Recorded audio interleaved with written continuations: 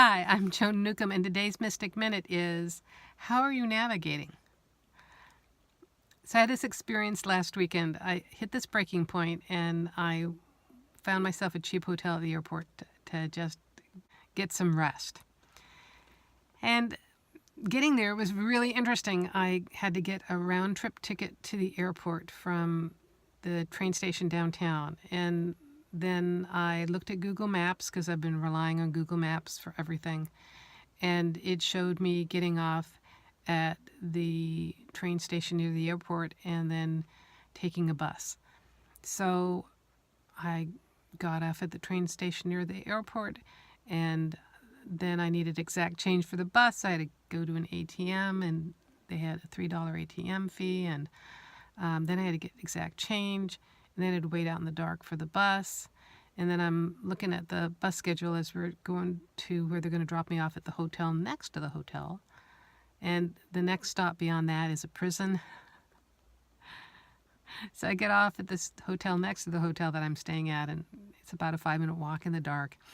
And then I go there to the front desk to check in, and there's a sign right next to it that said that there's a round-trip bus straight from that hotel to downtown Manhattan for $15, which is about the cost of the train, the round-trip train ticket. So I thoroughly enjoyed my hotel room and my own bath and the king-size bed, and I did yoga on it in the morning, and then I had to calculate my trip back, and it was like, do I take that bus, or do I catch the shuttle, and then I realized, wait a minute, I had a round-trip ticket to the airport, and because I was looking at Google Maps, I got off at the train station before the airport and took the bus. So if I had all been thinking straight the night before, all I needed to do was to go to the airport and take the free shuttle to the hotel. So when I left there, I took the free shuttle to the airport. I got on the train from there. It was a straight shot back to Manhattan. Later on, I discovered that my bank card automatically refunds those $3. It was like all these other things started unfolding in my favor just after I'd had some rest. So the big lesson to this is that, when your body needs a timeout, you're not going to be navigating from your highest intuition. It was such a metaphor for all the effort I had to go through. And then to realize the next morning, because the bus stop to go back was actually at the prison. I would have had to walk over to the prison according to Google Maps.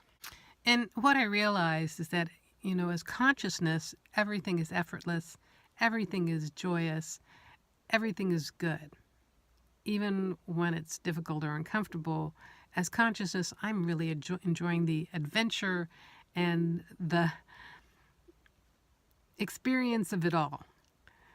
My body's not having a good time. So there's a balance that's needed. And in order for me to navigate my vehicle from my highest consciousness, I also have to listen to the needs of the vehicle. Because when it's running on gas fumes, it's not going to get you very far. So something to think about as we head into the holidays, and there's just a lot of expectations on us to, perform and do things as we've always done them, or as our family's always done them, and resting is usually out of the question. Just know that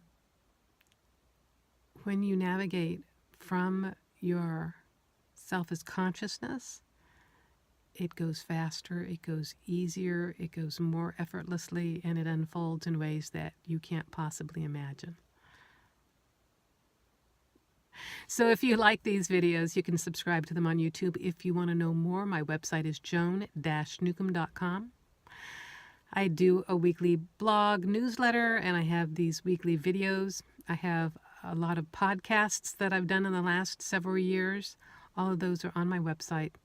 And if you want to know more about how to navigate your life as consciousness and some specific ways to do it, go to my website, joan-newcomb.com, and look at my coaching programs. So go to joan-newcomb.com, and I'll see you in another few days with another Mystic Minute.